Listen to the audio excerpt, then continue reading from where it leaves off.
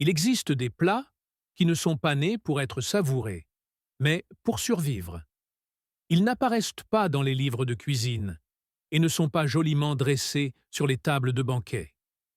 Mais c'est précisément à partir de ces choses apparemment jetables que l'homme s'est accroché à la vie, jour après jour.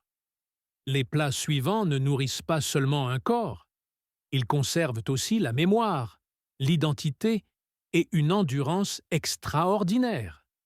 Et peut-être serez-vous surpris de réaliser que de nombreuses saveurs familières d'aujourd'hui tirent leur origine de tels repas. 1. Le maïs grillé à suck. Pendant les longues journées de travail épuisantes, quand il n'y avait ni casserole, ni fourneau, ni même le temps de cuisiner, les grains de maïs séchés et grillés devenaient une bouée de sauvetage. Il suffisait de les griller jusqu'à ce qu'ils brunissent et éclatent légèrement pour avoir entre les mains une nourriture transportable, à garder dans sa poche, à manger dès que la faim frappait. Ce n'était ni sophistiqué, ni tendre, mais cela donnait assez d'énergie pour tenir debout un jour de plus. Parfois, c'était la seule chose que l'on mangeait de toute la journée. Ce qui donne à réfléchir, c'est qu'aujourd'hui, nous retrouvons son image dans le maïs grillé vendu dans les foires ou les noix grillées préemballées. Mais pour les gens d'autrefois, ce n'était pas un encas, c'était la frontière fragile entre s'effondrer et continuer à vivre. Avez-vous déjà pensé qu'un plat aussi simple portait en lui toute une histoire de survie? 2. La bouillie de maïs épaisse. Si le maïs grillé à sec était ce que l'on pouvait emporter dans sa poche, la bouillie de maïs épaisse était le rare repas apportant de la chaleur à la fin de la journée. Avec seulement de la farine de maïs, de l'eau et un peu de sel, on faisait bouillir le mélange jusqu'à ce qu'il devienne onctueux, dense et lourd pour l'estomac. Pas de lait, pas de beurre, rien pour adoucir sa texture rugueuse. Mais quand le ventre criait famine et que le corps était épuisé, chaque cuillerée de cette bouillie chaude suffisait à maintenir l'homme debout toute la nuit. Parfois, la bouillie était servie dans des auges en bois rudimentaires, où les enfants s'installaient en cercle pour manger ensemble, en silence et avec hâte. Ce n'était pas seulement un dîner, c'était l'endurance partagée par tous. Ce qui est mémorable, c'est que la bouillie n'était jamais gaspillée. Le reste était laissé à refroidir, coupé en morceaux et frit le lendemain, créant un autre plat à partir de ce qui existait déjà. Une cuisson, de survie. Aujourd'hui, l'ombre de ce plat plane encore sur de nombreuses bouillies, préparations à base de farine ou galettes frites de céréales. Mais vous demandez-vous combien de plats familiers actuels tirent en réalité leur source de repas aussi rude? 3. Le ragoût de légumes cutter sul. Mi binto usare simple. Quand la viande était presque inexistante dans les repas quotidiens, on était forcé de se tourner vers ce qu'il y avait de plus proche.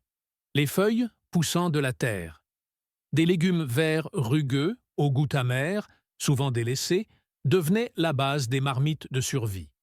Les légumes étaient mis dans une casserole d'eau, bouillie très longtemps pour les ramollir, parfois avec seulement une pincée de sel, et très rarement avec un petit morceau de graisse pour apporter un peu d'onctuosité. Ce n'était pas un plat pour le plaisir, mais un plat pour endurer. Pourtant, dans cette amertume et cette monotonie, la marmite de légumes chauds apportait de la chaleur, apaisant le froid qui pénétrait le corps après une journée harassante. Petit à petit, on a appris à cuire plus longtemps, à mélanger des racines ou d'autres choses trouvées aux alentours pour rendre le goût moins âpre. Avec le temps, cette saveur est devenue familière, voire attachante. Ce qui est étrange, c'est que ce style de cuisson lente des légumes, mijotés longuement, a laissé des traces évidentes dans de nombreux plats de légumes d'aujourd'hui, où le légume n'est plus seulement un accompagnement, mais devient l'âme du repas. Combien de plats de légumes familiers sur les tables modernes ont commencé dans de tels ragoûts simplistes? 4. Le ragoût de haricots à cuisson lente. Quand les sources de nourriture carnée disparaissaient presque, les petits grains de haricots devenaient un soutien silencieux pour la vie. Les haricots étaient cuits simplement dans l'eau, mijotés lentement jusqu'à ce qu'ils soient fondants, épais et consistants. Parfois seulement avec du sel, parfois avec plus de chance.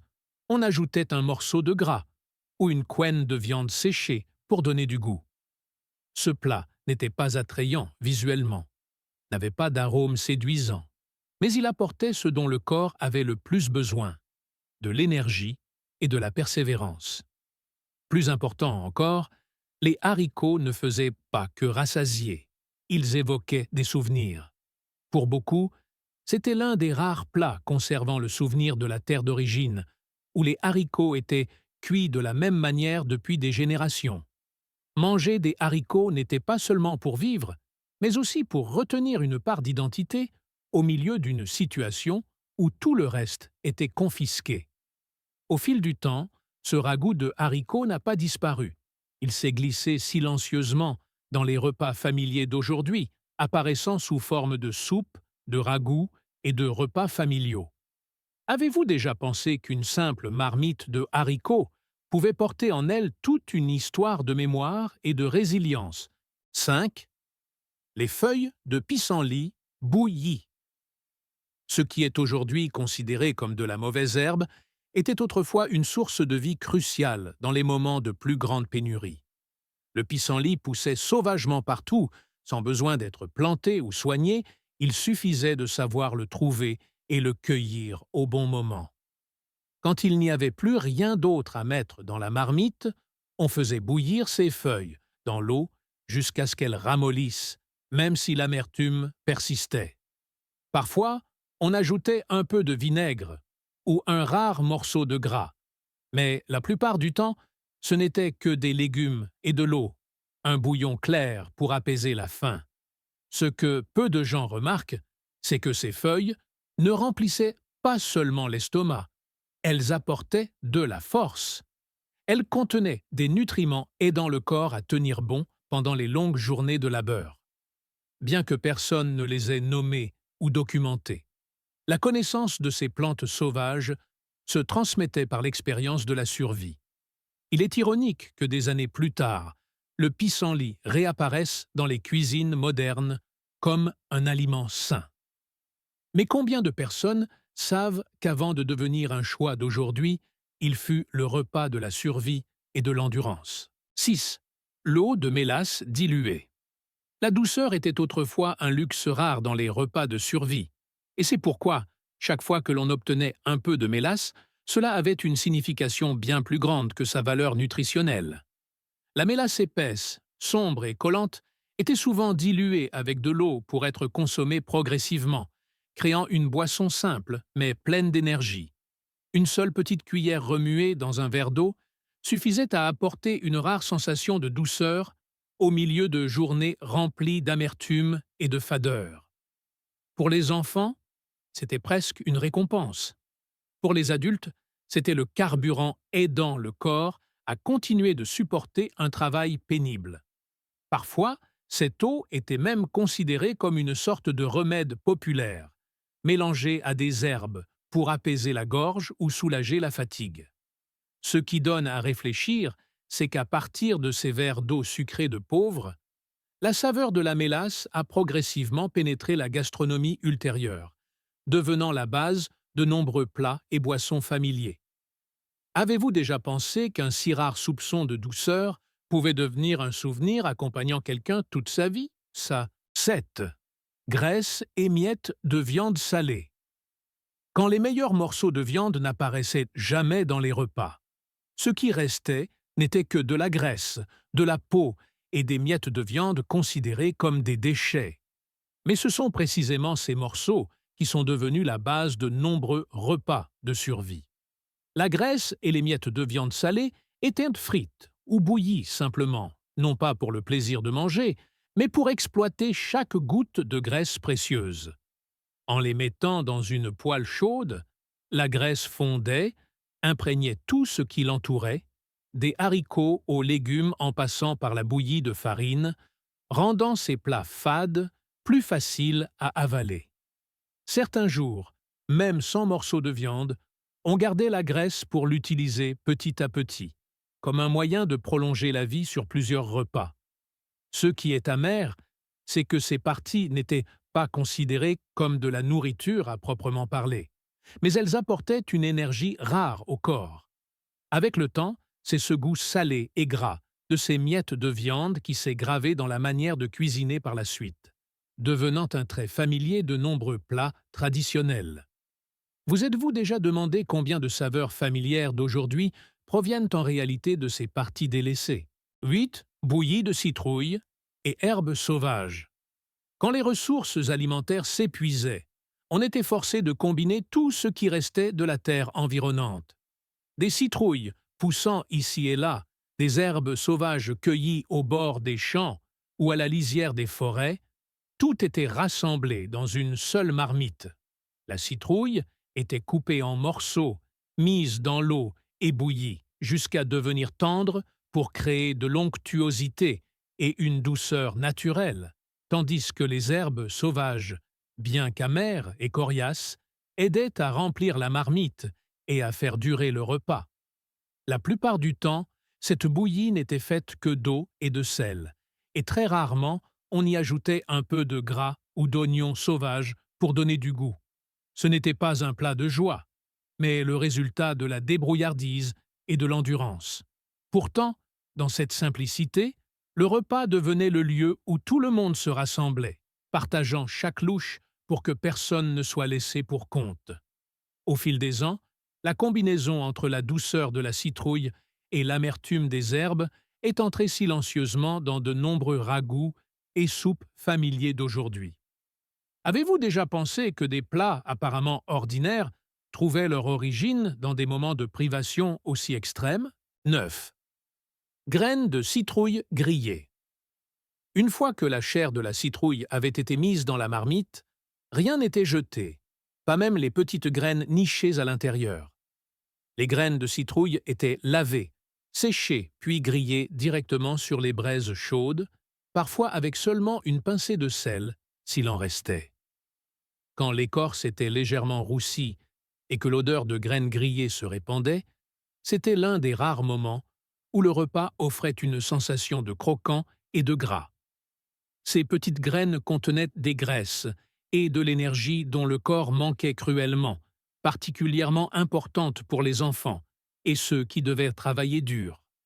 Certains soirs, une poignée de graines grillées était partagée, assez pour aller dormir sans sentir le ventre totalement vide. Ce qui donne à réfléchir, c'est que ce plat est né de ce que beaucoup d'autres considéraient comme des déchets. C'est cette habitude de ne pas gaspiller qui a formé une autre vision de la nourriture, où chaque chose a de la valeur si l'on sait l'utiliser. Des années plus tard, les graines de citrouille réapparaissent comme un aliment sain, emballé et largement vendu. Mais combien de personnes se souviennent encore qu'avant de devenir un encas familier du présent, elles furent une bouée de sauvetage dans les jours les plus sombres de famine? 10. Navets, rôtis dans la cendre. Quand le pain était un luxe et que la viande n'existait presque plus que dans les souvenirs, les navets poussant sous terre devenaient l'ultime recours pour remplir les ventres affamés. On les déterrait, on les débarrassait de leur terre, puis on les enfouissait directement dans la cendre chaude du foyer. La peau extérieure brûlait et noircissait, mais l'intérieur ramollissait progressivement, dégageant une odeur de terre chaude et une légère douceur. En les fendant en deux, la vapeur s'en échappait, assez pour réchauffer les mains lors des nuits froides. Le navet rôti n'était pas sophistiqué, n'avait pas besoin d'assaisonnement, parfois mangé tel quel ou écrasé, mais il apportait une rare sensation de satiété. Pour beaucoup, c'était le substitut du pain ou de la viande, un plat aidant à prolonger la vie d'un repas supplémentaire. Ce qui est particulier, c'est que cette méthode simple de rôtissage n'a pas disparu avec le temps. Par la suite, les légumes racines rôtis sont devenus des plats familiers dans de nombreux repas de famille. Mais combien de personnes se sont déjà arrêtées pour penser que la sensation de chaleur d'un simple navet rôti fut autrefois une rare source de réconfort dans les jours les plus rigoureux? 10 plats, 10 histoires différentes, mais tous tirent leur origine de la même chose. L'homme cherchant par tous les moyens à survivre sans se perdre lui-même. Des grains de maïs séchés à la bouillie épaisse ou au navet rôti dans la cendre, chaque repas porte en lui le souvenir du don, du partage et de la persévérance. Peut-être qu'en regardant les plats familiers d'aujourd'hui, nous ressentirons l'écho de ces années-là plus clairement que jamais. Si vous souhaitez continuer à explorer les histoires cachées derrière les plats et les souvenirs que le temps a occultés, n'oubliez pas de liker, de vous abonner à la chaîne et de rester avec nous pour les prochaines vidéos.